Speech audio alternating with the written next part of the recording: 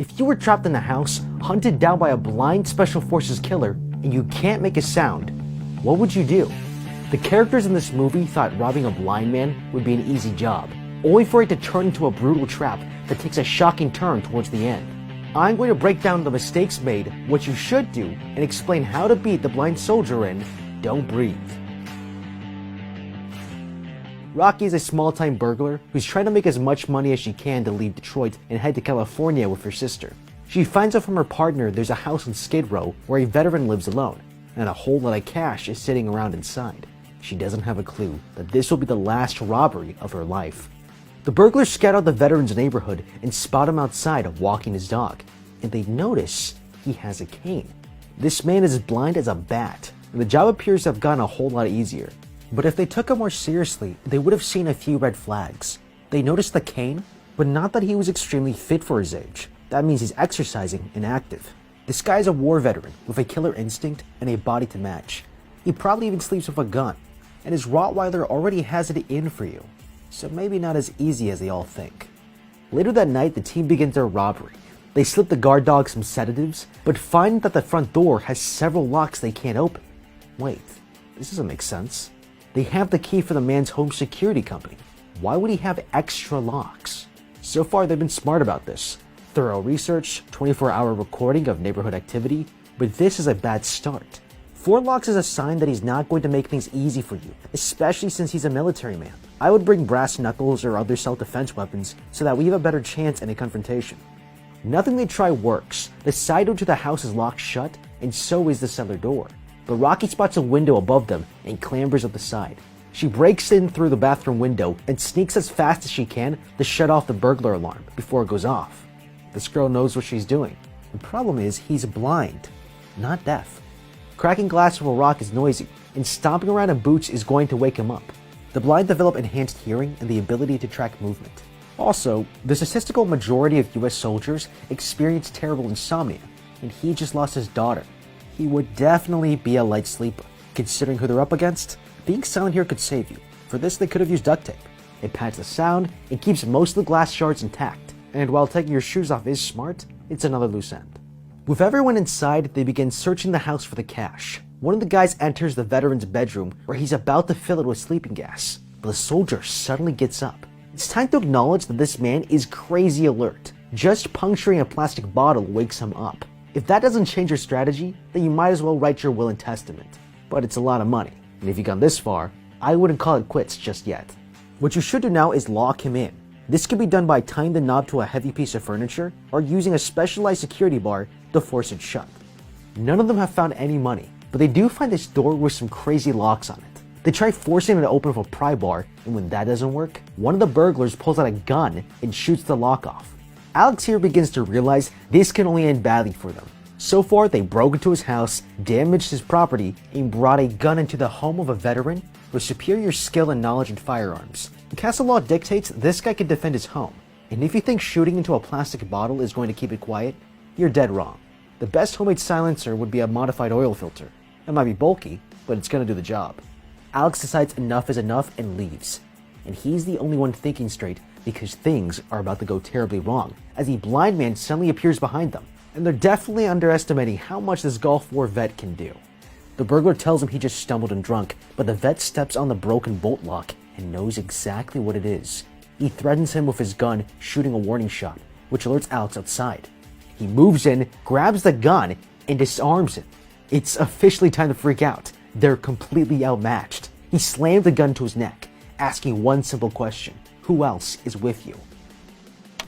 In this moment, we need to take stock of some important facts. You won't overpower him, you can't sneak up on him, you can't find the money, and there's no way to save your friend. If you're the first to bolt, you might get away. Heartless, I know, but that's the life of a criminal. He will definitely shoot if he hears you running, so I'd throw something as a diversion, stay low to the ground, and sprint for the door. If I'm still alive, I can make new friends, and never mention this to anyone. Instead, they all panic in solidarity. The burglar tells him that he came alone and gets promptly shot. Horrified, Rocky hides herself in a closet as Alex comes back in and finds the blind guy is locking things down, literally locking the door shut and boarding up the broken window. This is terrifying, but he has a shot here. The gun is near the sink, within arm's reach. I would grab it and shoot him dead, wipe the prints, and place it in the hands of my dead friend. That's at least what I'd like to do, but I'm way too much of a coward for that. Let's just close our eyes and hope this all goes away. From the closet, Rocky sees the veteran open a safe and input the PIN code, a simple 4-digit combo that's going to pay off big. Alex finds her, and together they discover that inside the safe are bundles of cash. Now they got what they came for, but how are they going to leave? Remembering that there's a storm cellar outside, they head for the door, only to find the veteran blocking their only escape plan.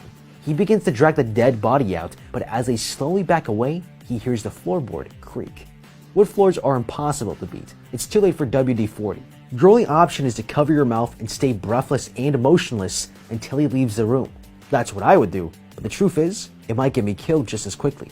When your heart is racing, it's using up your body's oxygen reserves, making it very difficult to hold your breath for long. The right strategy is to breathe through your mouth slowly, as it's less noisy because it's a wider air passage. The burglar's phone goes off and he shoots at it. It's a distraction that saves their life. But if I'm seeing this, I'm losing all hope. His aim was incredible for a blind man. It definitely makes running for an exit a bad strategy. He continues carrying the body out of the room, giving them the chance to find a way out, but they're about to find a horrifying surprise awaiting them in the basement. They can barely see anything. They're stumbling around with no exit in sight when out of nowhere, a woman leaps at them. She's gagged, tied up, and chained to a wall. This just got way more intense. Killing an armed burglar is one thing, but this is insane. They now understand who they're dealing with, a psycho killer who plays by his own rules. And upstairs, he just figured out that these guys are still in the house. I told you those shoes were a bad idea. Rocky goes to rescue her and realizes that she's the girl who killed the blind man's daughter. This is his revenge. She directs them to a safe, and lucky for them, he used the same combo. Inside they find keys and use them to free her, not realizing that this kind of act was their biggest mistake of the night. Now it's good to help people, but right now it's not smart. Escape gets a lot harder with 3 people, let alone 2. And it's strange they never think to take off her gag. She might have told us about the bell she's rigged with, and from there an ambush could be planned by luring him down with it. As long as we stay silent, we have a chance to knock him out and lock him in. But let's not kid ourselves. This is a gamble, because if you have to fight him, you've already lost. The cellar door gets unlocked and the man starts firing, grazing Alex, shooting at Rocky as she breaks her phone, and accidentally killing the girl they were trying to rescue. Taking cover, they retreat into the basement. The man cautiously steps down and slips in blood, realizing the woman is dead, and begins crying. This is not what you'd expect if she killed his daughter. There might be more to this than it seems. They watch from the shadows as the blind man locks the door and breaks the key in the hole, guaranteeing no escape. The burglar's only plan left is to make a break for the other room and get to the front door, but suddenly, all the lights in the basement go off. It's pitch black, and they have to reach out to find their way around, while the veteran is literally sprinting through the dark corridors. It's the perfect death trap for a blind man. He starts firing at them, and taking cover, the two split up as they try to navigate the basement. Rocky moves along a shelf and has no idea that she's about to bump into the veteran. She's practically breathing on him, and is only saved by Alex's calls, luring the blind man towards him. The veteran somehow finds Alex and grabs him, shoving a gun against his head. But realizing the gun is empty, he starts strangling him. Luckily, he's able to knock a shelf onto the veteran before running away to get the girl. We've lost our single advantage over him: sight. How do we escape? You can start by confirming where he is. Draw him in with a noise and hide on a lower shelf to hear him walk by, effectively mapping part of the room for you to run in the opposite direction. He has the whole place memorized, but he will follow what he hears. Once he's distracted, make your way towards the light quickly. They scramble to get out of the basement and jam the door shut, but find themselves staring down a massive Rottweiler. Rocky goes to unlock the front door while Alex tries his best to keep the dog calm. He nearly succeeds, until the veteran tries to break down the basement door, sending the dog into attack mode and forcing them upstairs. They barricade themselves in one of the bedrooms and try to escape through the windows, but they're barred. It's a bad situation that only gets worse as the veteran starts breaking through the door. Alex suggests pressing the panic button on his remote, making the point that the cops will overlook their robbery when they discover that this man is a murdering psychopath. And he's right. This lets them live, but not keep the cash, something Rocky isn't willing to do. The vet is still pushing through and they're running out of time, but they suddenly spot an air vent above that's big enough for one of them to slip through. Rocky squeezes into the crawl space just as the dog rams Alex, knocking him out of the window and on the skylight below. As if that wasn't enough, the psycho dog then climbs its way into the shaft and makes its way towards Rocky to finish the job. With no other option, she throws herself down the shaft head first, slamming into the ground. Alex is dangerously suspended on the skylight. He tries rolling slowly as the glass cracks under him, but looks up only to see the blind man shoot the glass, holding him up, sending him falling to the ground. Hurt from the fall, he walks through the house, trying to use his remote to activate the burglar alarm. Now it's risky, but we now have an open path outside. I might have tried going back up through the skylight. We'd be wearing gloves so we wouldn't get cut too badly. And judging by their height, it's possible to jump up to, but it's too late because the blind man finds him first and fires his revolver, forcing him to hide in this laundry room right next to his friend's corpse. The veteran tracks into the room but gets ambushed and disarmed, but he should have gone straight for his head because he grabs Alex, who quickly gets overpowered and beats the snot out of him. But the washing machines turn on, disorientating the man. Alex takes his chance and reaches for the gun on the floor. Now, if I was in this situation with my honed abilities as a coward, I would have run out of the door but kicked the gun out with me. Get out of the closed space because it forces you to fight him and you won't win then. The veteran manages to turn off the washing machines and stop Alex from grabbing the gun, throwing punch after punch before finishing the burglar off with garden shears.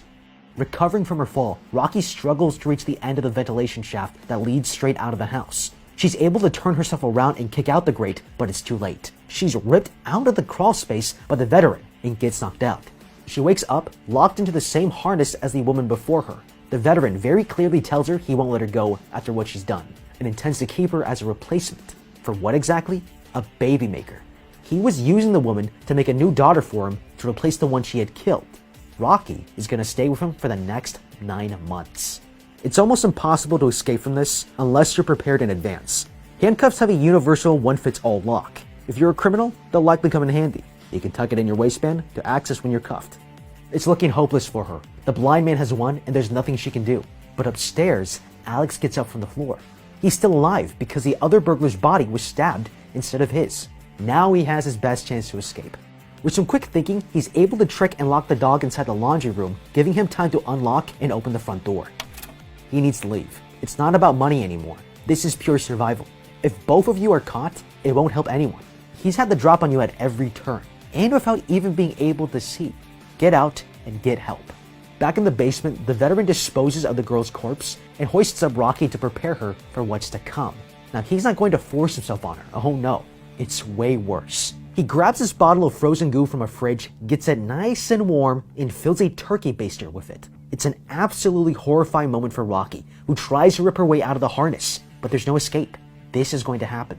Just as she's given up all hope, blood splatters on her face, and the blind man gets knocked away by Alex. He came back to set her free, taking the cuffs off and placing them on him. She swears that she'll get the veteran arrested, but Alex points out that it would end badly. They've broken into his house, stolen his money, and assaulted him. It would be child's play for the guy to turn the cops against them. They have to let him go if they want to get away. It appears to be over, but just as they make it back upstairs and open the front door, Alex gets killed by the blind man, leaving Rocky the sole survivor who makes it out of the house. It seems like she's safe, but then his dog comes bolting out of the house. You can't outrun a Rottweiler. It's not going to happen. If you're being chased by a dog, standing still and slowly walking away will usually work in this situation. But this dog might be related to Cujo, so I can't blame her for running. But she might have had a better chance to run around the back of the house, where there's more cover and more obstacles to put as much between yourself and this crazy canine as you can. It chases her all the way back to her car and snags a hold of the money bag, leaving her stuck inside. And to make matters worse, she dropped the money outside the car. The keys are nowhere to be found.